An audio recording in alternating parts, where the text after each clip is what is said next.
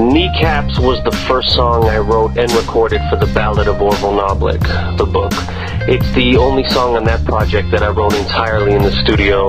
I do 90% of my writing alone.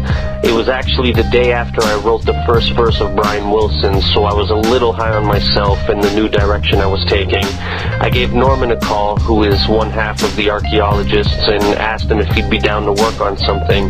He told me to head on over. I walked into the studio and Norm was going through samples. I sat down and ate a sandwich. When what he was working on took shape, I looked up and just stared, let my imagination take over. I believe that if a beat doesn't move you within the first 10 seconds, forget it. This one had me. Now, when I began writing, the plan wasn't to write about my parents. I was going to focus on my love for hip-hop and how it all started, a kid discovering the culture from my point of view. Truthfully, Big L wasn't in the first chorus I wrote. It was Be Real of Cypress Hill, and 17 wasn't the age, it was 13. Hence the following line, I ain't never smoked weed though. My friends still laugh when they hear that. The more I wrote, the more I felt like abandoning the "this is how I got started" concept. It just felt played because I didn't have an angle. Then I got the idea to write about my mother's passing. I wasn't sure if I wanted to go there, especially writing it in front of somebody, but once I took that left turn, the song started writing itself. I had to go back and edit a few words to match the timeline. My mom passed away when I was 17, so I changed the age. I didn't feel like changing the weed line. Fuck it, it was too much work.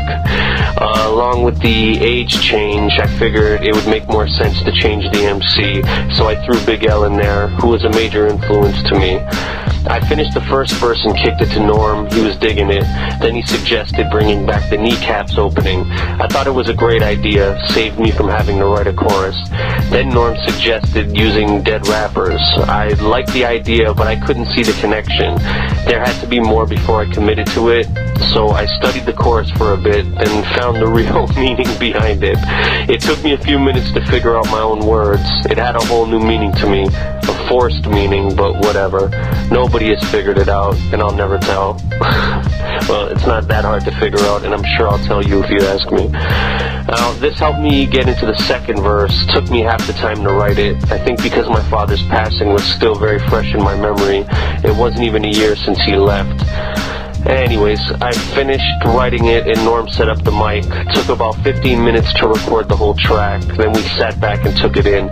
Conveniently, a few of Norm's boys popped in. Norm played them the track. I was super insecure. Not sure how I felt about it yet, but they loved it and I loved their reaction. By the third play, some of them were already singing along. I guess I was insecure about it because it's pretty specific, not really left open for interpretation, and I figured if you haven't experienced anything like that, it wouldn't be for you. Either way, the song's response has been overwhelming. I still battle myself over whether or not I should have put that out there. The first time I played it for my brother, he just sat there. I'm sure it was a difficult listen. I asked him if he thought Dad would be angry about it. He didn't say yes or no. He just looked at me and said, "It's the truth."